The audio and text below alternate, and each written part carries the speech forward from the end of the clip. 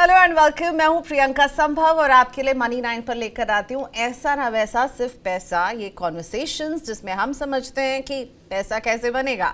वैसे सभी को चाहिए, ऐसा हो या वैसा हो, पैसा तो चाहिए ही चाहिए, लेकिन अभी दिक्कत ये है कि पैसा बन नहीं रहा और बहुत सारे सवाल हैं। कब बाजारों का रुख बदलेगा, क्रूड कब नर्म होगा, मौसम कब कम गर्म होगा और हम वापस अपने इन्वेस्टमेंट में रिटर्न की हरियाली देखेंगे। क्या ऐसा तब होगा जब स्ट्रेट ऑफ हॉर्मूज खुलेगा, या फिर तब जब एफआईआई की बिकवाली थमेगी, मिडिल ईस्ट का तनाव कम होगा? तो इन सारे सवालों के जवाब आज हम आपको देने वाले हैं। ऐसे व्यक्ति से आज हम मिलने वाले हैं जो उनके पास इक्विटी फंड मैनेजमेंट और इन्वेस्टमेंट की दुनिया का 30 साल से ज्यादा का एक्सपीरियंस है। बाजार के कई साइकिल्स में देख चुके हैं, लोगों का पैसा संभाला है, उन साइकिल्स में पोटेंशियल वाले सेक्टर्स को पहचाना है, पोर्टफोलियो मैनेजमेंट किया है और इन्वेस्टर्स के लिए पैसा बनाया है। तो इनसे ही जानेंगे कि अब पैसा कैसे बनेगा आपका और जो सारी टेंशन है ये कब तक खत्म होती हुई देख रहे हो, इसका इम्पैक्ट हमारे मार्केट से लेकर हमारी इकोनॉमी पर किस तरह से पड़ने वाला है।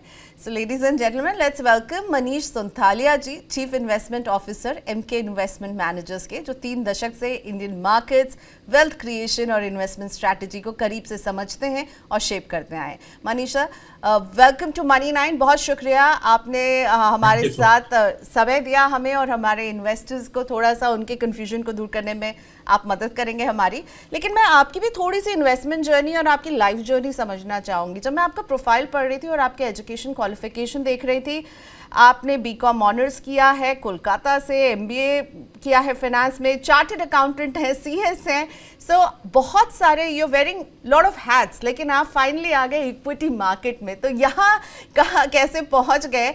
क्योंकि मैं एक और जो जानती हूँ ऐसे ही व्यक्ति जो सीए थे, वो थे राकेश झुनझुनवाला, और वो भी बिग बुल के नाम से जानते थे। उनसे इंस्पायर्ड रही है आपकी जर्नी, मुझे ऐसा लग रहा है। नहीं, ऐसा तो नहीं है। बेसिकली मैं तो एक साइंस स्टूडेंट था और इंजीनियरिंग करने का इच्छा रखता था। और बट किस्मत की संजोग आप देखिए कि मैंने सीए कॉस सीएस पढ़ा। तो जर्नी बहुत इंटरेस्टिंग है, क्योंकि मेरे फादर जो है प्रैक्टिसिंग चार्टर्ड अकाउंटेंट हैं। तो उनको ये लगा कि मेरा बेटा भी आके मेरी प्रैक्टिस को ज्वाइन करेगा। तो राइट। मैंने एग्जामिनेशन तो सब पास कर लिए, उसमें कोई डाउट ही नहीं था। बट बहुत जल्दी मैंने ये फिगर आउट कर लिया था कि ये ऑडिटिंग और टैक्सेशन मेरी कप ऑफ टी नहीं है। मेरा पैशन कहीं और है। मेरा पैशन बेसिकली एक्विटीज में ही था। ओके। और इस तरह मैंने बेसिकली ये सीए के प्रोफेशन से जो हट के एक्विटीज को अपनाया, वो बेसिकली पैशन को चेज करते हुए ही अपनाया। और बहुत इंटरेस्टिंग एरिया। बट ऐसा जरूर कहूंगा कि सीए की पढ़ाई से आपको बहुत कुछ समझ में आने लग जाता है, जो पूरी कमर्शियल दुनिया कैसे चलती है, क्या निटिग्रिटीज है, क्या फंडामेंटल्स हैं, nuts and bolts of businesses. ये बेसिकली सीए की पढ़ाई से बहुत अच्छी तरह समझ में आने लगती है। तो बस एप्लीकेशन वाली बात थी कि आप कुछ समय बिताइए इस फील्ड में, तो आपको क्लैरिटी के हिसाब से सब कुछ समझ में आता है। और अपॉर्चुनिटीज की तो कोई कमी है नहीं स्टॉक मार्केट्स में। तो यही जर्नी है बेसिकली मेरी। ओके, सो वही कहा जाता है ना, फॉलो योर पैशन। इसीलिए आप इतना अच्छा कर रहे हैं जो आप कर रहे हैं। कंज्यूमर ट्रेंड्स को लेकर आपकी पकड़ बहुत अच्छी है, स्मॉल और मिड कैप को लेकर के आपकी पकड़ बहुत अच्छी है। लेकिन अभी मनीष सर, जो रिटर्न को लेकर के ऑलमोस्ट मतलब सितंबर से लेकर अभी तक इन्वेस्टर स्ट्रगल कर रहा है। वॉलेटिलिटी के हम कई फेसेस देख रहे हैं। आप मुझे कह सकते हैं, देखिए अभी बीता महीना कुछ बेटर रहा था, लेकिन फिर वापस से हम उसमें फंसते हुए नजर आ रहे हैं। तो जब ऐसा माहौल होता है, आप स्ट्रेस आउट होते हैं या नहीं? आपको स्ट्रेस हो रहा है कि नहीं? क्योंकि सितंबर से लगातार इन्वेस्टर का पैसा नहीं बन रहा है। ये आप क्या करते हैं अपने आप को डिस्ट्रेस करने के लिए? पहले तो स्ट्रेस दे रहा है कि नहीं, ये सिचुएशन आपको स्ट्रेस दे रही है या नहीं, और क्या करते हैं आप अपने आप को स्ट्रेस से दूर रखने के लिए? नहीं, स्ट्रेस तो नहीं होता है। बेसिकली क्या, 30 साल अगर आप एक फील्ड में बिता चुके हैं तो आपने सब कुछ देख लिया है। आपने हर्षद मेहता स्कैम भी देख लिया है, आपने केतन पारिक स्कैम भी देख लिया है, आपने ग्लोबल फाइनेंशियल क्राइसिस भी देख लिया है, एशियन क्राइसिस देख लिया, कोविड देख लिया। तो जब ये सब कुछ आप देख लेते हैं, तो ये जो गिरावट आती है या साइडवेज मार्केट होता है, तो इसमें बहुत ज्यादा कोई आश्चर्य वाली बात नहीं रहती है। क्योंकि क्या है ना, इक्विटी मार्केट्स का ये नेचर है कि वो स्ट्रेट लाइन में आपको रिटर्न्स नहीं देते। हम्म। तो आप देखिए कि बहुत जबरदस्त मंदी आई थी आपके कोविड के टाइम में, 2020 और 2021 तक बहुत ज्यादा मंदी आई। तो वहां से जो रिटर्न्स आए वो बहुत फ्रंट एंडेड रिटर्न्स आ गए थे। मतलब अगर आप ये समझिए कि इक्विटी मार्केट्स में on a thumb rule basis आपका पैसा 6 साल में डबल होगा। और अगर आप 2021 से 2024 की स्टॉक मार्केट के रिटर्न्स देखें तो बहुत फैंटाबुलस रिटर्न्स आ गए। तो जो रिटर्न्स आपको 5-6 साल में आने थे वो 3 साल में आ गए या 4 साल में आ गए। तो उसके बाद जो नेक्स्ट 2 साल जो फ्रंट एंडेड रिटर्न्स हो गए थे, उसके बाद बिल्कुल वाजिब था कि बेसिकली आपकी लेस एवरेज रिटर्न्स बनेंगे नेक्स्ट 2 साल। और वही हमने देखा कि 2025 में कम रिटर्न्स बने, 2026 में कम रिटर्न्स। इनफैक्ट लास्ट 2 साल के रिटर्न जीरो हैं। निफ्टी 50 के रिटर्न्स को अगर आप देखें, मतलब मार्च टू मार्च अगर आप देखें, तो ये नेचर है मार्केट्स का। But at the same time जो लॉन्ग टर्म एवरेजेस है रिटर्न्स बनने का, वो विशिएट नहीं हुआ। मतलब आपका पैसा अभी भी इंडेक्स लेवल पर 6 साल में डबल हो। निफ्टी 50 में अगर आप पैसे लगाएं आज भी तो 11-12% रिटर्न्स कहीं नहीं गए। 6 साल में डबल मतलब 12% रिटर्न। तो 2 साल रिटर्न्स नहीं बने तो नेक्स्ट 4 साल में ऐसा होगा कि जो एवरेजेस है वो कैचअप हो जाएगा। अब लॉन्ग टर्म हिस्ट्री मार्केट्स का यही बताता है कि ऐसे ही होता है। अब कैसे होगा, कौन से स्टॉक्स बढ़ेंगे नहीं बढ़ेंगे, वो अपनी जगह है। बट इंडेक्स लेवल पर मार्केट्स में without taking too much of risk आपके 5.5-6 साल में पैसे डबल होंगे। और ये एवरेजेस अभी भी होल्ड। ओके, सो आप कह रहे हैं कि भाई 6 साल का वक्त तो आपको देना ही होगा, और इसमें कुछ साल ऐसे भी होंगे जहां हम कम रिटर्न वाले फेजेस देखेंगे, और कुछ साल ऐसे होंगे जो उनको कवर कर रहे होंगे, और जो हमने अभी कोविड से लेकर अभी तक देखा है, राइट? जी। ओके, अब आते हैं talk of the town, oil, crude prices. और आपके भी जो आप लोगों ने भी अभी जो आउटलुक दिया है उसमें एनर्जी क्राइसिस को लेकर के चिंता नज़र आ रही है। कंटिन्यूड एनर्जी क्राइसिस जो है काफ़ी हार्म पहुंचा सकते हैं। लेकिन ये जो ट्रिपल डिजिट क्रूड है, जंग के रुकने के आसार नहीं है, और एलिनो फैक्टर भी एक जो मुझे महसूस हो रहा है कि इसका भी असर हम देखेंगे। तो इस माहौल में आप कहेंगे अभी पैसा लगाने का मौका है? अभी लगाए कोई पैसा, या अभी थोड़ा सा रुक के? नहीं, देखिए टाइमिंग जो है ना, जो मार्केट्स में लोग investors, first time investors, season investors, सब मार्केट्स को टाइम करने की कोशिश करते हैं। बट मेरा तो एक्सपीरियंस लास्ट 30 साल का यही बताता है कि मार्केट्स को बहुत ज्यादा इंसान टाइम नहीं कर सकता। Human brains are not wired to time markets to perfection.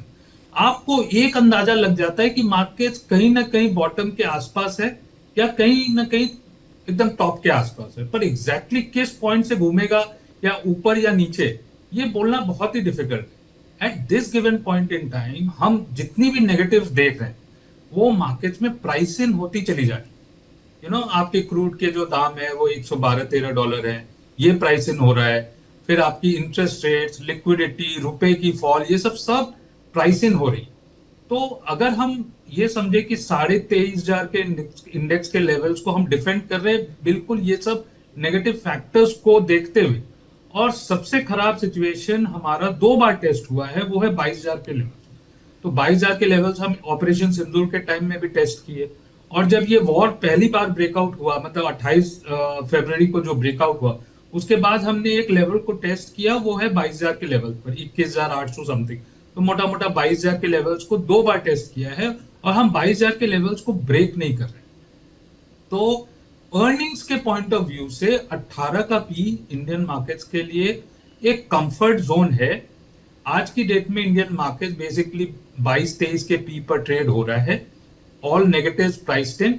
18 के पी को डिस्काउंट करेगा, मोटा मोटी मेरे हिसाब से 22,000 के लेवल्स को नहीं तोड़ना चाहिए नीचे। और अगर हम अभी 23,500 के लेवल्स पर है, तो और अगर गिरावट आती है मार्केट्स में, तो it is a buy on dips. It is not the time to get panic. मेरे हिसाब से तो अभी पैनिक करने की कोई सिचुएशन नहीं है। हाँ, मैं समझता हूं इंडिया की वल्नरेबिलिटी है रुपए को लेके, ऑयल को लेके, पर ये सब हाइपोथेसिस तब तक वैलिड है जब तक आप ये अजम्पशन करें कि ये वॉर बहुत लंबे समय तक चलेगा। अगर लंबे समय तक चलेगा तो इंडिया की इकोनॉमी पर बहुत सीवियर नेगेटिव इंपैक्ट होगा। पर आज की डेट में बेस केस ओपिनियन यही है कि आगे पीछे वेरी नियर फ्यूचर में ये वॉर खत्म होने वाला है। अगर ये हो जाता है तो जितनी भी नेगेटिव्स 28 फरवरी के आसपास है वो वन ऑफ क्लेम होंगी। वन ऑफ अगर क्लेम होंगी और resumption of macro forces India के फेवर में होंगे तो ये मार्केट्स ऊपर की तरफ बढ़ेगा। तो मोटा मोटी कहने का यही मतलब है कि मार्केट में डाउनसाइड लिमिटेड है, अपसाइड की काफी जगह है from current levels. Okay sir, मैं आप ही का जो रिपोर्ट है जो इसी हफ्ते आई है उसको ज़रा कोट करना चाहूँगी। उसमें जो है इंडिया स्ट्रैटेजी रिपोर्ट, आप उसमें कहा गया है पेज नंबर 5 पे लिखा था कि कंटिन्यूड एनर्जी क्राइसिस जो है वो निफ्टी को 21,000 पर पुश कर सकता है, और फिर कहा है कि मार्च 2027 तक 29,000 के लेवल्स पर हम निफ्टी को देख सकते हैं। तो ये आप इसको कैसे मुझे समझाएंगे, क्योंकि एफआईआईज का आउटफ्लो लगातार जारी है, रुपये की वीकनेस एक और पेन पॉइंट है अलोंग विथ क्रूड। तो ये जो सिनेरियो आप लोगों ने दिया है, इन दोनों सिनेरियो को आप कैसे समझाना चाहेंगे? मैं 21,000 के डर में बैठूं या मुझे 29,000 के इंतजार में बैठना है? नहीं, देखिए, ये जो रिपोर्ट है ना, ये हमारा ब्रोकिंग साइड का रिपोर्ट है। मैं हूं बाई साइड में, मैं लोगों का पैसा मैनेज करता हूं। ये जो रिपोर्ट है, ये स्ट्रैटेजी रिपोर्ट हमारी सेल साइड की रिपोर्ट है। तो उनका ओपिनियन यही है कि अगर ये वार प्रोलॉन्ग होता है तो 21,000 के लेवल्स तक मार्केट जा सकता है। और क्यों जा सकता है? क्योंकि अगर ये 2-3 महीने से ज्यादा का वॉर चला तो इंडिया की fundamentals, current account deficit, earnings growth, inflation shock, interest rates rise, ये सब के कारण 21,000 के लेवल्स को तक जा सकता है। हमारा जो ओपिनियन है बाई साइड में, हमें नहीं लगता कि 22,000 के लेवल्स को मार्केट अच्छी तरह तोड़ पाएगा। हमारा तो यही कहने का मतलब है कि 23,500 23,000 के लेवल्स में स्ट्रॉन्ग बाय ऑन डिप्स है, क्योंकि बेस केस असम्पशन यही है कि मार्केट्स बेसिकली ये जो स्ट्रेट ऑफ हॉर्मुज वाला जो इशू है, ईरान का वॉर है, ये आगे पीछे खत्म होता हुआ दिखता है। अभी मई के एंड में खत्म हुआ कि जून के एंड में खत्म है, पर आसपास है। सो इस लेवल्स के पॉइंट ऑफ व्यू से हमें बहुत ज्यादा मंदी नहीं दिखाई देती। जो हमारी सेल साइड का ओपिनियन है कि अगर ये वॉर प्रोलॉन्ग होता है तो 21,000 का लेवल्स आ सकता है। ऑन दी फ्लिप साइड, अगर वॉर खत्म हो जाता है, let's say very near term में खत्म हो जाता है, तो क्या है कि एक रिस्क ऑन ट्रेड आएगा इंडिया में। इंडिया बहुत ज्यादा अंडर परफॉर्म किया है, और एक फियर्स जो एफआईआई की जो नेगेटिव आउटलुक है इंडिया पर, ये अगर वॉर खत्म हो जाता है तो जो लोग जो एफआईआई साइडलाइन पर बैठे हैं, वो वेरी पॉसिबल है कि वो बहुत जोर से अपना न्यूट्रल स्टांस एंड करके इंडिया में डिप्लॉयमेंट करना शुरू कर देंगे। तो डोमेस्टिक की हमारी बाइंग बहुत स्ट्रांग हो रही है, मतलब 38,000 40,000 करोड़ का एसआईपी फ्लोज है, ये तो कंटिन्यूअस बाइंग मोड में है। पर एफआईआई की कंटिन्यूअस सेलिंग है। तो अगर वॉर खत्म हो जाता है तो रुपए पर जो एडिशनल प्रेशर है वो खत्म हो जाएगा, ऑयल का प्राइसेस गिर जाएगा, और जो नेगेटिव स्टांस अर्निंग्स की है in the face of war, वो खत्म हो जाएगी। तो अब सेल साइड हमारे ये बोलते हैं कि 29,000 तक जा सकता है। अब हमें तो देखना है कि कितना तक जा सकता है, बट मोटा मोटा क्या है कि 23,500 का जो लेवल्स है, 22,000 हमारे हिसाब से नीचे नहीं जाएगा, और ऊपर में 25-26,000 के लेवल्स तक तो आराम से जा सकता है, ऐसा हमारा मानना है। तो आपको सेल साइड और बाई साइड में डिफरेंशिएट करना होगा। तो बॉटम बन चुका है मनीष सर? मोटा मोटा आप समझ सकते हैं कि विद इन द नेक्स्ट 5% मेरे हिसाब से बॉटम बन चुका है। मतलब अगर हम 23,500 जा रहे हैं तो इसका 5% आप सकते हैं, तो 1,250 पॉइंट। तो 1,250 पॉइंट का मतलब यही होता है 22,000 के लेवल्स पर। वहां नेक्स्ट 5 साल की नेक्स्ट 5% की डाउनसाइड दिखती है। अगर आपके पास फायर पावर है, पैसे हैं, तो बाय ऑन डिप्स का ही स्ट्रैटेजी अपनाना चाहिए, ऐसा मेरा मानना है।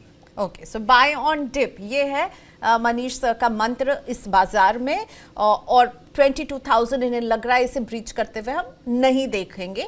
लेकिन अगर मनीष सर वॉर खत्म भी हो जाती है, मान लीजिए आज से 1 या 2 हफ्ते में या 10-15 दिन में, तो चीज़ों को सेटल होने में कितना टाइम लग सकता है? क्योंकि ऐसा तो तुरंत नहीं होगा कि क्रूड जो है 110 से सीधा नीचे वो आ जाएगा, या रुपी की जो वीकनेस है वो सीधा बिल्कुल ठीक हो जाएगी और रुपी स्ट्रांग हो जाएगा। तो कितना वक्त लगता है एक ऐसा इवेंट जब सॉर्ट ऑफ खत्म होता है, जो आप कह रहे हैं कि नियर टर्म में आप देख रहे हैं यहाँ पर पॉजिटिव न्यूज? देखिए, मार्केट्स क्या है ना कि अब ऑलवेज फ्यूचर को डिस्काउंट करता है, ना तो प्रेजेंट ना past. Markets always discount the future. आज की डेट में मार्केट्स फ्यूचर को बड़े पेसिमिस्टिक वे से लुक कर रहे हैं, तो नेगेटिव बहुत ज्यादा प्राइसिंग हो चुकी है। और सपोज कर लीजिए मार्केट्स में वॉर अगर खत्म हो जाता है तो जो पॉजिटिव आउटलुक है उसको प्राइसिंग करना शुरू कर देगा। आपका कहना बिल्कुल सही है कि $60 क्रूड वापस जाना बहुत ही मुश्किल है, पर 105 या $110 क्रूड से 80 से $85 क्रूड बिल्कुल जा सकता है। और 80 से $85 क्रूड जाता है तो जो नेगेटिव $110 तक प्राइसिंग हो चुकी है, और ऊपर में तो हमने $125 तक ब्रेंट क्रूड को प्राइसिंग किया है, तो वो जो डेल्टा है पॉजिटिव का, जो फ्यूचर में इंडिया के फंडामेंटल्स में रिफ्लेक्ट होगा, वो प्राइसिंग नहीं हुआ है, और वो प्राइसिंग होगा। और करंट अकाउंट डेफिसिट जो $110 में 2% से ज्यादा की जो आउटलुक है, वो नीचे गिर के अगर 1 या 1.5% पर आती है तो रुपए पर प्रेशर कम होगा। और जो फ्यूचर की जो आउटलुक है रुपए का लेवल मेरे हिसाब से 91 92 के लेवल्स ट्रू फंडामेंटल्स को रिफ्लेक्ट करते हैं। और आज की डेट में जो 96 एंड हाफ है, अगर 91 92 होता है, वहां तक अगर प्राइसिंग होता है, तो जो पॉजिटिव्स है रुपी और क्रूड के, वो अभी तक प्राइसिंग नहीं हुए हैं, जो कि प्राइसिंग होंगे अगर वॉर खत्म हो जाता है। ठीक है, अब पैसा कैसे बनेगा, कहाँ बनेगा, कौन सी वो थीम्स हैं जो आपको लग रहा है जहाँ पोटेंशियल आप देख रहे हैं, और साथ ही में वैल्यूएशन को लेकर जो चिंताएं थी, क्या वो खत्म है अब? Are you comfortable? आपको लग रहा है अब हम कंफर्टेबल वैल्यूएशन में हैं, या अभी भी नहीं, कितना इंतजार करना होगा? और थीम्स जो आपको पोटेंशियल जहां दिख रहा है? देखिए, मेरा तो ये मानना है कि बड़ा ही सिलेक्टिव रहेगा मार्केट्स। एक पॉइंट ब्लैंकेट सब सेक्टर्स तो बढ़ने वाले हैं नहीं, तो एक राइजिंग इंटरेस्ट रेट सिनेरियो या less of a negative interest rate scenario में बैंक्स अच्छे करेंगे। सो बैंक्स में डेफिनेटली वैल्यू है, वैल्यूएशंस के पॉइंट ऑफ व्यू से as well as decent growth के पॉइंट ऑफ व्यू से। मतलब अगर क्रेडिट ग्रोथ 12-13% होती है, तो मोटा मोटी आप ये समझ सकते हैं अगर मार्जिन बॉटम आउट हो गए तो 12-13% तो आपकी बैंक्स में ग्रोथ होगी। और वैल्यूएशन भी बहुत सस्ते हो गए हैं, मतलब बहुत ज्यादा ही डीप वैल्यू के पॉइंट ऑफ व्यू से, तो बैंक्स एक स्ट्रॉन्ग एरिया है जहां पर आउट परफॉर्मेंस होने की गुंजाइश है। दूसरा एक सेक्टर जो बिल्कुल रेजिलियंट है वो है हेल्थ केयर। हॉस्पिटल्स ले लीजिए, डायग्नोस्टिक्स ले लीजिए, मेडिसिन ले लीजिए, मतलब डोमेस्टिक मेडिसिन ले लीजिए, एक्सपोर्ट मेडिसिन ले लीजिए। अब तो हमारा बेसिकली CRDMO जो हम कॉन्ट्रैक्ट रिसर्च की बात करते हैं, वहां भी हमारी एक वजूद बन रही है China +1 स्ट्रैटेजी के पॉइंट ऑफ व्यू। ये एक सेक्टर है जहां पर अच्छी खासी रेजिलियंस है। एनर्जी सिक्योरिटी जो स्टेट ऑफ हॉर्मुज में है, हमारी एनर्जी सिक्योरिटी बिल्कुल एक्सपोज हो चुकी है दुनिया के सामने कि हम बिल्कुल एक्सपोज हैं। अगर ये strait of Hormuz choke point को वापस फ्यूचर में अगर लेवरेज किया जाए तो इंडिया इज वल्नरेबल। 70% हमारा LPG इस चोक पॉइंट के थ्रू से आता है, 20 से 25% तेल, कच्चा तेल जो इंडिया में आता है वो स्टेट ऑफ हॉर्मुज के थ्रू आता है। तो इंडिया को बेसिकली डाइवर्सिफाई करना होगा अपना एनर्जी सिक्योरिटी। तो एनर्जी की पॉइंट ऑफ व्यू से जितने भी कंपनीज हैं या वैल्यू चेन है, alternate energy, transformers, wires, cables, transformer, oils, critical minerals, ये सब इंडिया के पॉइंट से वैलिड होंगे। थर्मल, न्यूक्लियर, सोलर, विंड, सब। तो एनर्जी एक अनदर एरिया है जहां पर अच्छी खासी तेजी देखने को मिलनी चाहिए। तो कैपिटल मार्केट तेजी हो या मंदी हो, बहुत ज्यादा कोई इंपैक्ट वॉल्यूम्स में होता नहीं है। Annuity businesses, mutual fund businesses grow हो ही रहे हैं। मार्च क्वार्टर के नंबर्स में अगर आप देखें तो यहां पर एक आपको ग्रोथ देखने को मिलेगी। कंजम्पशन, बिकॉज इन्फ्लेशन वापस आ रहा है, जो हमको पहले सिर्फ वॉल्यूम ग्रोथ दिखता था, अब वॉल्यूम के साथ साथ वॉल्यूम एंड प्राइसिंग ग्रोथ दिखेगा। नॉमिनल वैल्यू ग्रोथ बढ़ेगा जिससे प्रॉफिट ग्रोथ बढ़ेगी। और स्टेपल्स बोल लीजिए या जहां पर कंजम्पशन में प्राइसिंग पावर है, ये सब एरियाज बेटर होंगे। प्रोड्यूसर्स, इन्फ्लेशनरी एनवायरमेंट, कमोडिटीज अच्छे करते हैं, मेटल्स ले लीजिए, जो भी प्रोड्यूसर कंपनीज हैं वैल्यूएशंस के पॉइंट ऑफ व्यू से, वो सब अच्छे करेंगे। These are some of the sectors which I think will do well. EMS, semiconductor, EMS, India की जो सेमीकंडक्टर इंडस्ट्री है बहुत नेसेंट स्टेज में है। और PCB assembly, printed circuit board, ये सब में जो गवर्नमेंट इंसेंटिवाइज कर रही है, ये सब एरियाज हाई ग्रोथ एरियाज है, यहाँ पर फोकस करना चाहिए। बैंक्स जब आप बोलते हैं तो प्राइवेट बैंक्स, PSU, NBFC? नहीं, देखिए, राइजिंग इंटरेस्ट रेट सिनेरियो में banks will do better than NBFC। तो banks and housing finance companies preferred over NBFCs. NBFCs का जो गोल्डन पीरियड था लास्ट 2 साल, क्योंकि इंटरेस्ट रेट फ्लैट थे, डिक्लाइनिंग थे, तो उनका मार्जिन एक्सपेंशन हो रहा था। But because they borrow wholesale from the banks, उनका कॉस्ट ऑफ फंड पर थोड़ा इंपैक्ट ज्यादा होगा राइजिंग इंटरेस्ट रेट सिनेरियो में। राइजिंग इंटरेस्ट रेट सिनेरियो में बैंक्स और हाउसिंग फाइनेंस कंपनी पर ज्यादा फोकस करना चाहिए बनिस्पत आपकी एनबीएफसी। तो अब हम राइजिंग रेट सिनेरियो में जा रहे हैं, आपको लग रहा है? इंटरेस्ट रेट गिरेगा तो नहीं। अब ये आप कह सकते हैं कि नेक्स्ट नेक्स्ट मॉनेटरी पॉलिसी में भी स्टेटस को रहे, पर दुनिया में इन्फ्लेशन बढ़ रहा है बिकॉज जो हमारी जो लैक्स मॉनेटरी पॉलिसी है, या जो तेल का जो माहौल है, या ओपन एआई, जो डिजिटल स्पेंड ग्लोबली हो रहा है, जो ग्लोबल इंटरेस्ट रेट्स बढ़ रहे हैं, गिरेगा तो नहीं। पर इंडिया में अगर इन्फ्लेशन एल नीनो के कारण या कच्चे तेल के कारण जो ट्रिकल डाउन इम्पैक्ट है, वो आने वाले दिनों में कंज्यूमर प्राइस इन्फ्लेशन को बढ़ाएगा। तो over a period of time अगर इन्फ्लेशन कंट्रोल नहीं होता है तो इंटरेस्ट रेट्स बढ़ेंगे, गिरेंगे तो नहीं, ऐसा लगता है। इन्फ्लेशन पर आपने बात की, और क्योंकि हम बहुत सारे फर्स्ट टाइम इन्वेस्टर्स के लिए अपने प्लेटफॉर्म में उनसे हम बात करते हैं, तो महंगाई जब बढ़ती है ना, तो लोग अपने खर्चों को कंट्रोल करने लगते हैं। आपको लगता है ऐसे में वो जो सिप का एक तगड़ा हम इनफ्लो देख रहे हैं, ऑलमोस्ट 40,000 करोड़ एवरी मंथ, जो कि मुझे अप्रैल के डेटा में थोड़ा सा डाउन लगा है as compare to March, very slight dip, पर एक डिप नजर आ रहा है। महंगाई बढ़ेगी तो क्या निवेश पर, मेरे पैसे पर खतरा होगा, मैं थोड़ा सा क्या कंजर्वेटिव हो जाऊंगी, ये आपको लग रहा है कहीं से मनीष जी? क्योंकि आप कंज्यूमर ट्रेंड्स और कंज्यूमर बिहेवियर को वॉच करते हैं। नहीं, देखिए, इस एरिया में क्या है ना, टीना फैक्टर है, देयर इज नो अल्टरनेटिव। पहले government of India savings bank interest पर टैक्स शील्ड देता था। जो 80C की डिडक्शन होती थी, 80TTA की जो डिडक्शन होती थी बैंक इंटरेस्ट पर, वो आज की डेट में अवेलेबल नहीं, क्योंकि न्यू टैक्स रिजीम बोल लीजिए या ओल्ड टैक्स रिजीम में।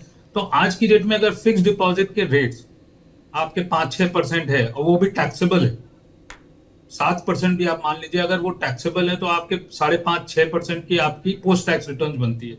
अगर आपका इन्फ्लेशन ही 6% है, तो बॉन्ड मार्केट में इन्वेस्ट करके या फिक्स डिपॉजिट में इन्वेस्ट करके कोई मतलब नहीं है, क्योंकि आप इन्फ्लेशन को भी बीट नहीं कर रहे। इसके बनिस्पत अगर आप इक्विटी मार्केट, जो कि मार्केट इतनी वाइड हो चुकी है, ऐसा नहीं है कि बहुत कम सेक्टर्स एक्सपोज्ड है इंडिया में। इंडिया में यू आर 52 सेक्टर्स, कहीं ना कहीं तो ग्रोथ आपको देखने को मिलेगी। तो रिटेल इन्वेस्टर काफी मैच्योर हो चुका है इंडिया में। ऐसा नहीं है कि वो हर्ड मेंटालिटी को फॉलो करते हुए एकदम रिस्क अवर्स हो जाते। एंड यहाँ पर जो फाइनेंशियल लिटरेसी की बात है, वो काफी इंडिया में बढ़ चुकी है।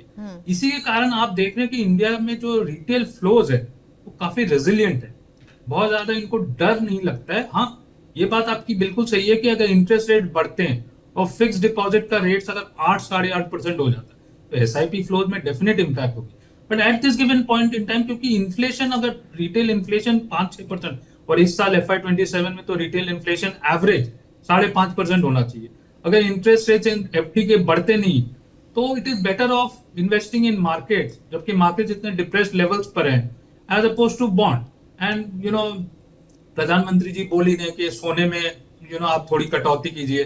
तो 3 या 4 ही तो एरियाज हैं जहां रिटेल इन्वेस्टर इन्वेस्ट कर सकते हैं। लैंड में कर सकता है, या रियल एस्टेट में कर सकता है, या गोल्ड में कर सकता है, सिल्वर में कर सकता है, या फिर बॉन्ड मार्केट में कर सकता है। मेरे हिसाब से आज की डेट में रिस्क, क्योंकि ये सब एसेट क्लासेस बढ़े हुए हैं। लास्ट 2 साल से इंडिया के इक्विटी मार्केट्स में ही रिटर्न नहीं बने, तो there is always reversion to the mean. So इस पॉइंट ऑफ व्यू से मुझे ये लगता है कि risk is to reward best pace आज की डेट में इक्विटी मार्केट्स में, बट आपको टाइम होराइजन 3 साल का रखना पड़ेगा। ओके, तो 3 साल से कम का नजरिया है तो probably equity is not your cup of T. अगर आज मनीष सर कोई कहे कि मेरे पास, एक शख्स कहेगा कि मुझे 1 लाख रुपए जो इन्वेस्ट करना, और एक कहेगा कि मैं सिप के जरिए या हर महीने 10,000 निकाल करके निवेश कर सकता हूँ, उनके लिए आप कैसी स्ट्रैटेजी सजेस्ट करेंगे? Direct equity stock market, mutual fund, और लमसम है तो एक साथ डाल दें या स्टैगर्ड तरीके से डालें? नहीं, देखिए, स्ट्रेट ऑफ हॉर्मुज वाला इशू अभी क्लियर तो नहीं हुआ है, तो बेसिकली एक रिस्क फैक्टर तो है। तो स्टैगर्ड वे में इन्वेस्टमेंट बेस्ट ऑप्शन है। आपकी एसआईपी जो हैं वो आपको कंटिन्यू रखनी चाहिए, डिसकंटिन्यू नहीं करना चाहिए, क्योंकि मार्केट गिर रहा है। क्योंकि ये लॉन्ग टर्म एवरेजिंग हमेशा आपके long term point of view से काम आती है। तो लम सम अगर आपके पास 1 लाख रुपए है तो आप उसको 2 या 3 ट्रांचेज में डिप्लॉय कर सकते हैं, अगर आप फ्रेश इन्वेस्टर हो। पर अगर एसआईपी कर रहे हो 10,000 की या 15,000 की, तो उसको कंटिन्यू रखिए, उसको डिसकंटिन्यू मत करिए। और मेरे हिसाब से स्टैगर्ड वे में deployment is a better option rather than 1 lakh रुपए एक शॉट में। क्योंकि ये जो मैक्रो ग्लोबल मैक्रो जो ओवरहैंग है, ऑफ कोर्स प्रोबेबिलिटी ये है कि 70% प्रोबेबिलिटी ये है कि ये बहुत जल्दी सॉल्व हो जाएगा, but proof of the pudding is in the eating, so let this news come, तब आप लमसम की सोचिएगा। बट आज की डेट में आपको स्टैगर करना चाहिए। और आपको क्या लग रहा है कब से ये लो रिटर्न के दौर से हम कितने समय में निकल सकेंगे? नहीं, अगर ये ग्लोबल जो मैक्रो फैक्टर्स है ये अगर ओवरलुक हो जाती है तो आपकी 2027 और 28 की अर्निंग्स ग्रोथ बहुत स्ट्रांग आएगी, 15% प्लस आएगी। और 15% ग्रोथ अर्निंग्स में फैक्टर्ड इन नहीं है करंट मार्केट के लेवल्स पर, तो मार्केट्स का रिटर्न ट्रेजेक्टरी प्रिडिक्ट करना बहुत डिफिकल्ट है। पर आप मोटा मोटी ये समझ सकते हैं कि अंडर वैल्यूड है, और ब्रॉडर मार्केट्स में ज्यादा अंडर वैल्यूएशन है, क्योंकि जो 40% इंडेक्स की जो हमारी कॉम्पोजिशन है वो बैंक्स और आईटी है। और आईटी क्लियरली हमारे पास हेडविंडेड है एआई के कारण, तो बैंक्स में डेफिनेट वैल्यू है, पर अदर एरियाज जो है वहां पर इंडेक्स की एक्सपोजर काफी कम है। तो इसीलिए मैं वापस कह रहा हूं कि आप एक selective portfolio bottom up approach के बेसिस पर अगर आप बनाए, वो ज्यादा आपको बेटर रिटर्न्स देगी as oppose to Nifty 50। Okay, so bottom up approach में आप इसे कैसे डिजाइन करेंगे अगर कोई समझना चाहे तो? नहीं, तो जो सेक्टर्स में इंडेक्स से ज्यादा अर्निंग्स ग्रो, जैसे इंडेक्स की सपोज कर लीजिए स्ट्रेट ऑफ हॉर्मुज कल खुल जाता है और तेल के भाव गिर जाते हैं, तो निफ्टी 50 की अर्निंग्स ग्रोथ 13 से 15% हो। 27 में भी 13 से 15% और 28 में भी 13 से 15%। तो और स्टॉक मार्केट्स की वैल्यूएशन क्या है, निफ्टी 50 की वैल्यूएशन क्या है, 23.5 टाइम है। तो अगर 13% ग्रोथ के लिए अगर 23.5 टाइम है तो क्लोजर टू 2 टाइम्स पीईजी है on a 1 year forward basis. अगर आप कोई सेक्टर को देखते हैं जो 13-14% से ज्यादा ग्रोथ है और जो वैल्यूएशन है वो 2 टाइम्स से नीचे है, वो आपको इंडेक्स से बेटर रिटर्न्स देने की गुंजाइश रखता है। ओके, भारत एक टाइम पे सभी लोग कह रहे थे कि ब्राइट स्पॉट है, बहुत अट्रैक्टिव लग रहा है, लेकिन अब ये इतना अनअट्रैक्टिव जो हो गया है, आपको लग रहा है अनअट्रैक्टिव? और क्या सरकार को कुछ करने की जरूरत है? बार बार ये मांग उठ रही है कि भाई टैक्स कम करे और एफआईआईस की तब वापसी हम देख पाएंगे। इस मुद्दे पर आपका क्या ओपिनियन है? टैक्स कम करने या कुछ और करे सरकार ताकि एफआईआईस आए और भारत फिर से वो ब्राइट स्पॉट कहलाने लगे? क्योंकि अभी मूडीज हो, मॉर्गन स्टैनली हो, सभी ने बहुत ही कॉशियस अप्रोच रखा है। इनफैक्ट मूडीज ने तो ग्रोथ के उसको भी कम कर दिया है, ग्रोथ आउटलुक को। देखिए, इंडिया के पास 2 वल्नरेबल स्पॉट्स हैं। एक तो ऑयल, क्योंकि हम 85% अपना जो रिक्वायरमेंट है ऑयल वो इंपोर्ट करते हैं, हमारे पास तेल है नहीं, तो अगर इनके दाम बढ़ते हैं तो हम एक्सपोज रहते हैं। और दूसरा है ये जो ऑयल है इनको हम कैसे फंड करते हैं, वो हमारे आईटी एक्सपोर्ट से फंड करते हैं। तो अगर आईटी एक्सपोर्ट्स ऑयल को फंड करते थे, अब ये जो एआई का जो पूरा जुनून चल रहा है कि एआई से आईटी सर्विसेज इंपैक्टेड होंगे, तो हमारी जो एक रेवेन्यू आइटम है वो इंपैक्टेड है नेगेटिवली, और हमारी जो कॉस्ट आइटम है जो ऑयल है वो भी नेगेटिवली इंपैक्टेड है, क्योंकि तेल के दाम पर हम वल्नरेबल हैं। तो दोनों के पॉइंट ऑफ व्यू से हम थोड़े एक्सपोज्ड हैं। तो ये कहना कि हमें एफआई का पैसा नहीं चाहिए, ये बहुत घातक सिद्ध होगा, क्योंकि हमें एफआईएस का पैसा चाहिए, क्योंकि जो एफडीआई और एफआई इनफ्लो है वो बहुत कुछ हमारे करंट अकाउंट डेफिसिट को, बैलेंस ऑफ पेमेंट्स को बैलेंस करते हैं। और particularly so in an environment when हमारी आईटी एक्सपोर्ट्स की जो मॉडल है वो एआई के कारण डिसरप्ट हो चुकी है। सो इस पॉइंट ऑफ व्यू से हम 5-6% ग्रोथ तो विदाउट एफआई फ्लोज को अज्यूम कर सकते हैं कि डोमेस्टिक सेविंग्स जो है वो फॉरेन सेविंग्स को सब्सटीट्यूट कर देगी। पर हायर ग्रोथ रेट्स के लिए फॉरेन कैपिटल बिना 7-8% ग्रोथ बहुत डिफिकल्ट है मेरे हिसाब से। और हमारी जो बैलेंस ऑफ पेमेंट्स है, जो रुपए पर प्रेशर है, उसको बैलेंस करने के लिए हमें फॉरेन कैपिटल तो चाहिए। अब उसको हम किस तरह अट्रैक्ट करते हैं, टैक्सेशन, कैपिटल गेन्स को हम बंद कर दें, या जीरो कर दें, अगर उस हिसाब से पैसे आएंगे तो डेफिनेटली एक लो हैंगिंग फ्रूट है कि अगर एफआईएस के टैक्सेशन जो ग्लोबली कहीं भी एफआईएस को कैपिटल गेन्स नहीं देने होते हैं, अगर हम उनको भी at par with global standards कर दें तो इंडिया में डेफिनेटली फ्लोज आएगा। या फिर हम जो एआई के इन्वेस्टमेंट्स में ऑलरेडी बहुत पीछे हैं, आरएनडी में बहुत ज्यादा कोई हमारी इन्वेस्टमेंट हुई नहीं है, और पूरी दुनिया जो है एआई की तरफ मुड़ चुकी है, और एआई तो यहाँ रहने वाला है। आर्टिफिशियल इंटेलिजेंस टेक्नोलॉजी जो है, नई टेक्नोलॉजी है, वो एस्टैब्लिश्ड है और वो रहेगी।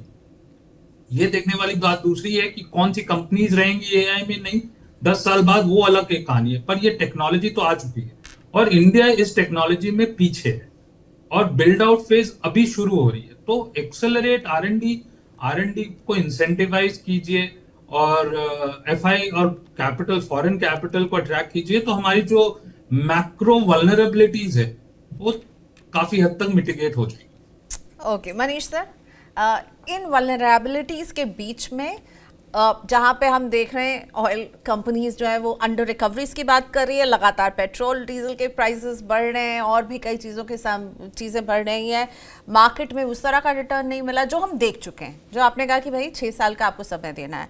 मनीष सुनथालिया का मंत्र क्या है इस समय टू स्टे काम? आप क्या मंत्र देना चाहेंगे हमारे इन्वेस्टर्स को?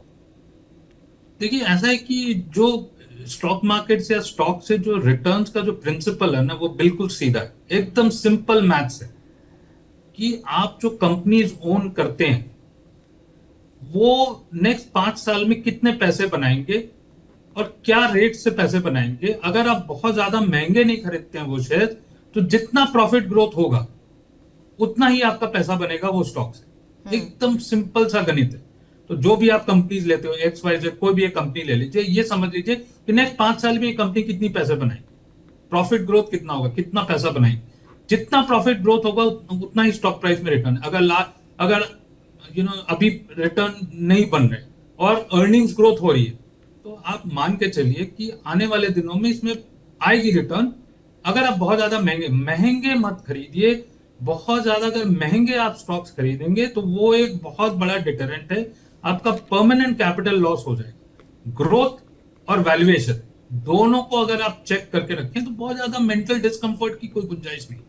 अगर आप श्योर हैं कि ये इतना पैसा बनेगा और मेरा बाइंग जो प्राइस है बहुत ज्यादा महंगा नहीं है, एकदम शांति वाली बात है, कोई टेंशन वाली बात नहीं है। और इसीलिए शायद शुरुआत से लेकर एक मंत्र जो मैं आपसे टेक अवे ले रही हूँ, बाय एंड डिप देख करके घबराना नहीं है, वहां पर आपको जो है बाय करना है। और कौन से सेक्टर्स सर ने बताए हैं। Manish ji, thank you so much, आज आपने वक्त निकाला मनी 9 के व्यूअर्स के लिए।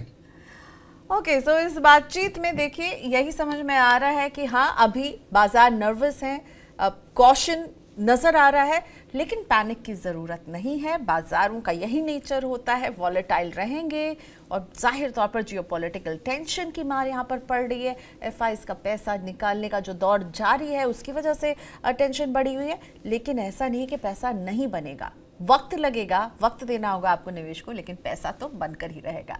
Thank you for watching us. आपके कमेंट्स का इंतजार रहेगा। ये बातचीत आपको कैसी लगी हमें ज़रूर बताइएगा। Bye bye.